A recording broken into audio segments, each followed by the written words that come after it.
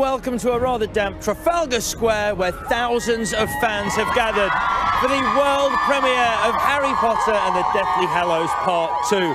Now, it seems like only yesterday that Harry, Ron and Hermione were fresh-faced first years, but now, 7 movies on, they have their biggest challenge yet. Harry Potter, the boy who lived, come to die.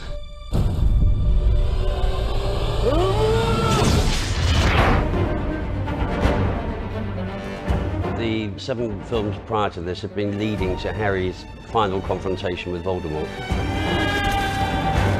They've never set to battle to the death, and that's what happens in this film. We've been building to this moment. We've been building to the final confrontation between Harry and Voldemort. And this one we have, I think, is pitched at a very, very large scale. The 3 of us, Harry, Hermione and Ron, we're really close now. We're really, really close to having destroyed all the Horcruxes. We're kind of on this kind of mission, and we've kind of got a lot further than we did in part 1. If we find him, we can end this. Harry's on the search for these Horcruxes. He's got to kill these Horcruxes, because if he kills these Horcruxes, he kills Voldemort. The final confrontation takes place at Hogwarts, and this really was the safe place for Harry, but it's no longer that. Voldemort's trying to sack and destroy the school, while Harry's in the school trying to find the Horcruxes to kill Voldemort. So it's this race against time. This is a war. It's a battle situation where people that we care about are dying. It's not just some fantasy wizards and stuff. They're actually people that we've grown to know very, very well over the years. You have to remember that we're starting a film right in the middle of a story, right in the middle of the book. So it's already pretty intense. We're kind of like, there's no easing anyone into it. Predominantly the main focus is how much more action-packed this is than any previous films.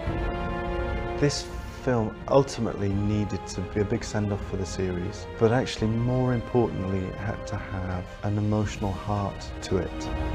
You'll stay with me. Always. Until the end. Where most people would turn tail and run, Harry marches steadfastly forward, knowing that he's heading towards quite an unfortunate outcome. You've kept him alive so that he can die at the proper moment. I think it's going to shock a lot of people, really. It's quite violent and it really tells the story in quite a kind of true and graphic way, really.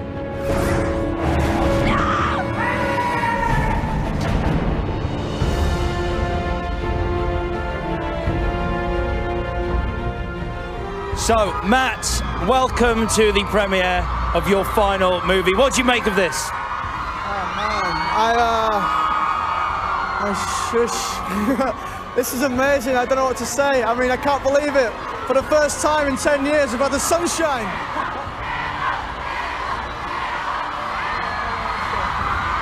Oh, bless you all. It's special, isn't it? It is. It's emotional. And when you hear that many people chanting that, I mean, no, 10 years playing this character, it means a lot. Thank you.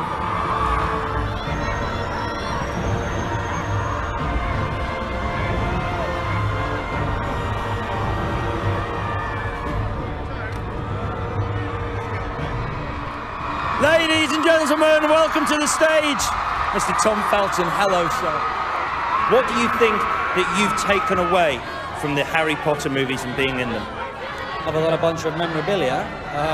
Did you really? Have you stolen? You can tell us. There's no one else here. Have you stolen any props from set? Did you walk away with anything? Just between you and I, Alex? Just between the 2 of us. I didn't, actually. I wanted to get a wand, but I got Draco's ring. He has a Slytherin ring that I kept, which was nice. Yeah. So that was cool. But yeah, so what was the original question? I've gone off on a tangent. What are you going to take away from the experience? Well, hopefully a lifetime of friendships, and hopefully some of these great actors that I've had the chance to work with have rubbed off on me, such as the lovely Michael Gambon. Absolutely. Joining us on stage now is, of course, Michael Gambon himself, Albus Dumbledore.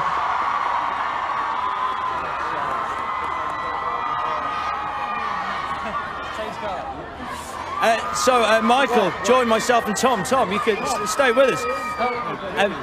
So, how do you feel? Did you expect quite this amount? I never knew. This is a complete shock. Wonderful, but an absolute shock. I'm so shy, embarrassed. It's wonderful. Oh, God, look, I'm on the telly.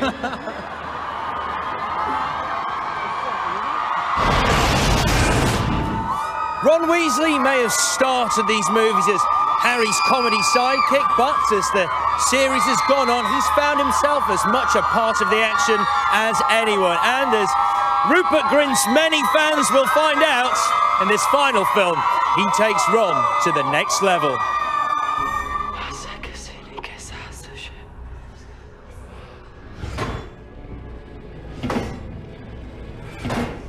Harry talks in his sleep. Have you noticed? No, of course not. Why was Rupert chosen as Ron? Well, he's got red hair, hasn't he? You know what to say about Rupert. He's just naturally always, I mean, since I first met him, like just incredibly funny. He's utterly, utterly charming and likeable and lovable. His comic timing is perfection.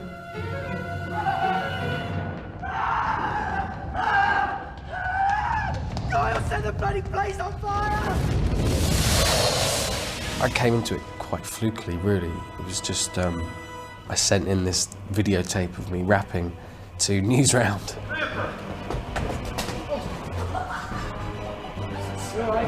And it was basically just information about myself that rhymed to a beat.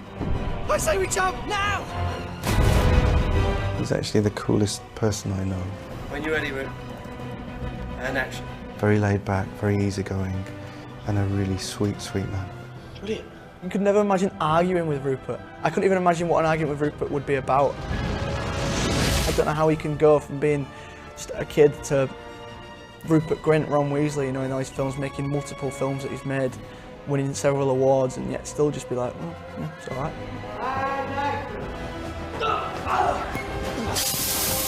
It's been a year now since we finished shooting. I keep reminding myself that we're not going to be coming back next year to do this. This really is it, and everything we do now is the final time. I did, and still do in a way, feel a bit kind of lost without it. It just feels like there's something kind of missing.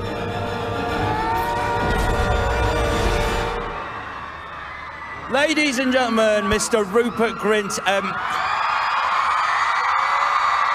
The first question is obviously going to be, what do you make of this? I can't believe it. It just doesn't seem real.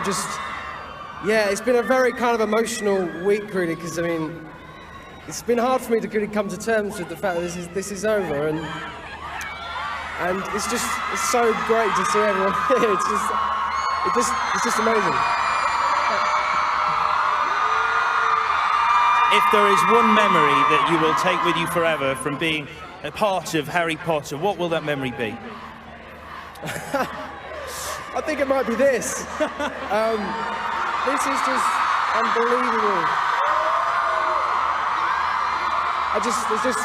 Yeah, I mean, I don't know what to say, but I just want to thank everyone really over the years for the support, because, I mean, yeah, I mean, these people are what it's all about, really, and why we love making these films. And yeah, it's going to be hard to not have this anymore, definitely.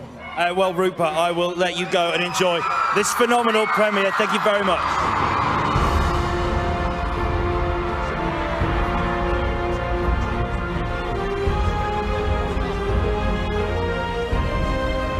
Join me in a moment when we'll have more magic, more mayhem, and more movie stars as our Harry Potter and the Deathly Hallows Part 2 premiere special continues.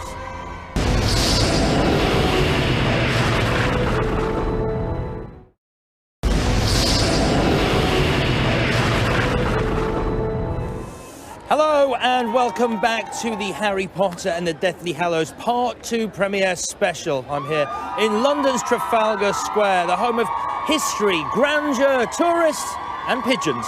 And for one night only, some of the world's biggest movie stars.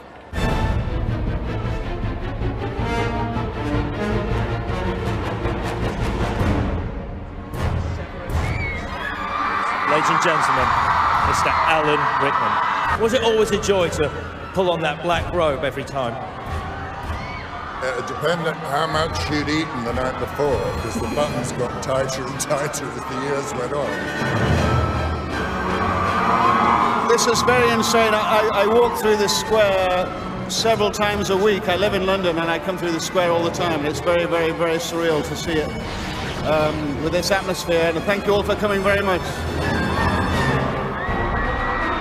Ladies and gentlemen, please welcome to the stage Bellatrix Lestrange, Helena Bonham Carter. In terms of the reactions you get, because you are Bellatrix Lestrange for millions of people around the world, what sort of reactions have you got as her?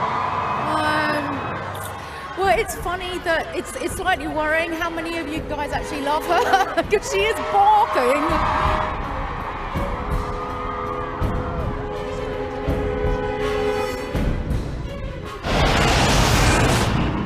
So if Harry is the heart and Ron is the soul, well, that would make the brains Hermione. And like the character that made her world famous, Emma Watson has a little bit of magic about her.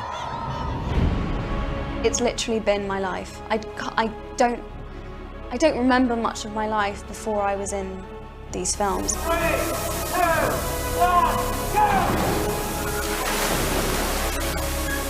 go! Emma's obviously ridiculously clever, and I think that shines through, you know, with her character. Emma is really ambitious and she's really tough on herself. So in a way, all those qualities are very Hermione-ish. Great. Right, that's good. The whole of that first movie was just like a blur. It's kind of, I was so excited every single day. It was like, I must have been exhausted, but I was like 10 or 11 when I did that first movie, but it just kind of like flew by. It was incredible. We've got to plan, we've got to figure it out. Hermione, when have any of our plans ever actually worked? We plan, we get there, all hell breaks loose. It's been how I grew up. It's been my family. It's where I went to school. It's where I learned everything I know. It's changed my life completely. Ladies and gentlemen, she is the woman who made Hermione Granger her own. Please welcome to the stage the gorgeous Emma Watson.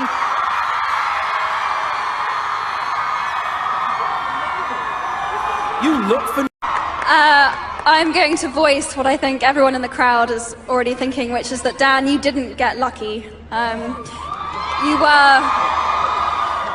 were and are the perfect Harry and will be forever. Thank you.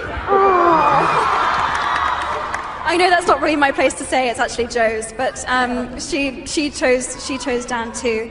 I want to say thank you to David Barron and David Heyman.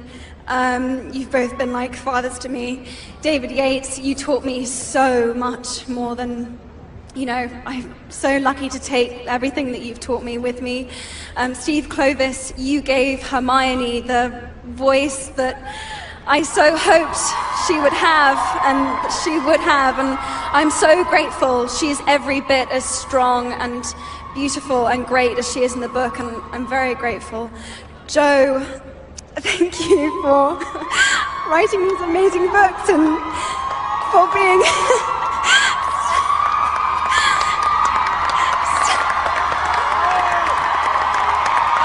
That's it, I've gone. But such a role model to me in real life. Thank you to Rupert for making me laugh and being such a great brother. And thank you to Dan, same thing. I will miss you so much. And thank you to Warner Brothers for making these films the way they should have been made and giving them the support that they needed. And we went out, as we should have done, on a bang, and I'm so proud to have been part of this. So just thank you so much. And thank you to everyone here who came. You are the most wonderful fans in the world, and it's just such a privilege. Thank you so much.